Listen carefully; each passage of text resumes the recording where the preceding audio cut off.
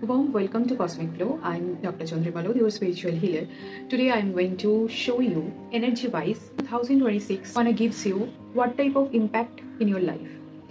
তো বেসিক্যালি 2026 আপনাদের জন্য কি নিয়ে আসতে চলেছে সেটারই এনার্জি ওয়াইজ আমরা রিডিং করব। বেসিক্যালি এই রিডিংটা হবে হচ্ছে আমাদের যে 5 এলিমেন্টস রয়েছে তার উপর ভিত্তি করে এবং mainly fire energy, water energy and air এনার্জির উপর ভিত্তি করে। মানে বেসিক্যালি আমাদের যে 12টি রাশি রয়েছে সেই 12টি রাশি প্রত্যেকটি রাশি কোনো না কোনো এই এলিমেন্টের আন্ডারে পড়ে। যেরকম এরিজ পড়ে হচ্ছে ফায়ার এলিমেন্টের আন্ডারে, যেরকম পাইসেস পড়ে হচ্ছে ওয়াটার এলিমেন্টের আন্ডারে। তো এরকম আমরা এনার্জি ওয়াইজ চেক করব। সো আমি ক্যাপশনে লিখে দেব যে আপনি যেই রাশি থেকে বিলং করছেন আপনি কোন এলিমেন্টের আন্ডারে রিডিংটা দেখবেন, ঠিক আছে? তো ফার্স্ট অফ অল আমি শুরু করব হচ্ছে ফায়ার এলিমেন্ট দিয়ে। তো ফায়ার এলিমেন্টের আন্ডারে যে সকল রাশি পড়ছে সেই সকল রাশির নাম ক্যাপশনে উল্লেখ থাকবে, আপনারা দেখে নেবেন এবং তারা অবশ্যই চেক করবেন 2026 আপনাদের জন্য কি নিয়ে আসছে। কিন্তু তার আগে এটা আমি অবশ্যই বলবো যে 2025 আপনাকে কি দিচ্ছে বা 2025 থেকে আপনি কি শিখলেন এবং সেই শেখাটা কতটা কার্যকরী হবে এবং কার্যকরী হওয়ার পরেই আলটিমেট কিন্তু আপনি সেটা থেকে মানে যে লার্নিং ফেজের মধ্যে দিয়ে আপনি গেছেন সেটা থেকে শিখেই সেটার যে এফেক্টটা 2026-এ আপনি কিভাবে ফেলবেন বা আপনি শিখে সেটা কিভাবে প্রসিড করবেন যাতে 2026 আপনার ভালো যায়, সেই একটা রিডিংও কিন্তু থাকবে। তো বেসিক্যালি দুটো রিডিং পাবেন। একটা হচ্ছে যে 2026 আপনাকে কি দিতে চলেছে, ঠিক আছে, যদিও সেটা পরে দেখবেন। আর 2025 থেকে আপনি কি শিখেছেন, হতে পারে যে আপনার খুব পজিটিভ গেছে, তাহলেও কিছু না কিছু যা কিছুই এনার্জি চ্যানেলাইজ হবে, ডাউনলোড হবে ফ্রম বজরংবলী। যেহেতু 2025 হনুমানজির বছর ছিল, আছে এখনো, তো সে কারণে হনুমানজি আপনার জন্য কি বলতে চেয়েছেন, যদি পজিটিভ রেজাল্ট পেয়েছেন তাহলেও কি শিখেছেন, সেই পজিটিভিটিটাকে আরও কী করে ধরে রাখতে পারেন, কী করে আপনার লাইফ স্টেবল হতে পারে, সেরকম কিছু যদি মেসেজ চ্যানেলাইজ হয় আমি বলবো।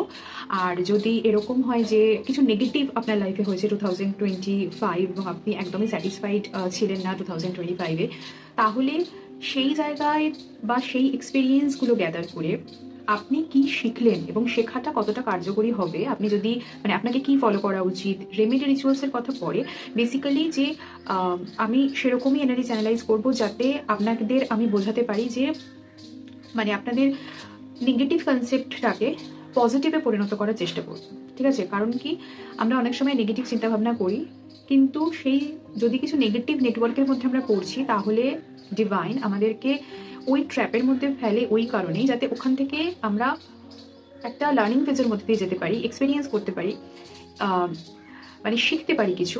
ওটা আমাদের একটা কাইন্ড অফ এডুকেশন থাকে, ঠিক আছে, আমাদের নলেজ প্রোভাইড করে যে ওই এক্সপিরিয়েন্সের থ্রুতে আমরা যাচ্ছি, তো সেখান থেকে আমরা এই কাজটা করবো, এই কাজটা করবো না, বা এটা এইভাবে হবে, তো আমরা নিজেদের লাইফেও চেঞ্জ আনতে পারি এবং অন্যদেরও কিন্তু মেসেজগুলো দিতে পারি যে এইভাবে এইভাবে করলে এইভাবে হতে পারে। সো মানে take care of yourself, ঠিক আছে?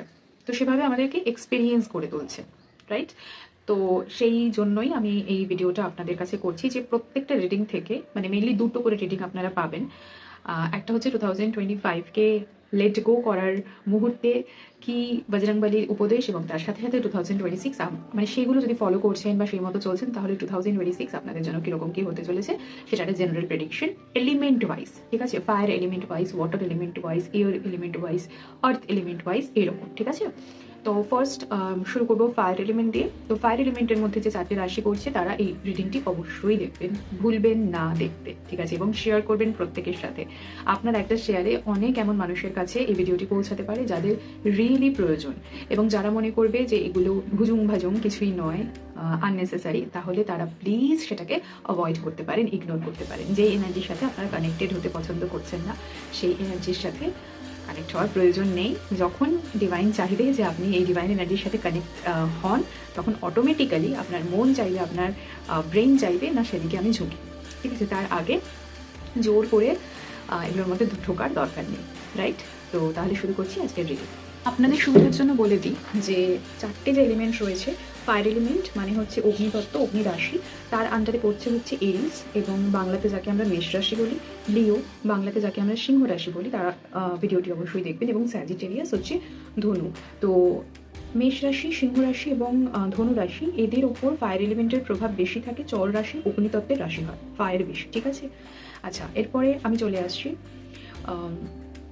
আর্থ এলিমেন্টের, ঠিক আছে। আর্থ, পৃথিবী, ভূ, মাটি ইত্যাদি। তো আর্থ এলিমেন্টের মধ্যে পড়ছে হচ্ছে টরাস মানে হচ্ছে বৃষ রাশি, বর্গ মানে হচ্ছে কন্যা রাশি, ক্যাপ্রিকর্ন মানে হচ্ছে মকর রাশি। চারটে এলিমেন্ট, প্রত্যেকটা এলিমেন্টের আন্ডারে 3টে করে রাশি পড়ে। আর্থের মধ্যে টরাস, বর্গ, ক্যাপ্রিকর্ন। তো আর্থ এলিমেন্টের রিডিং যখন করছি তখন আপনারা অবশ্যই এই মেসেজটি দেখে নেবেন, এবং ক্যাপশনে অবশ্যই দেওয়া থাকবে। থার্ড হচ্ছে যে এয়ার এলিমেন্ট, বায়ু, এয়ার মানে বায়ু আমরা জানি, তো হালকা হয়, ফুরফুরে হয়।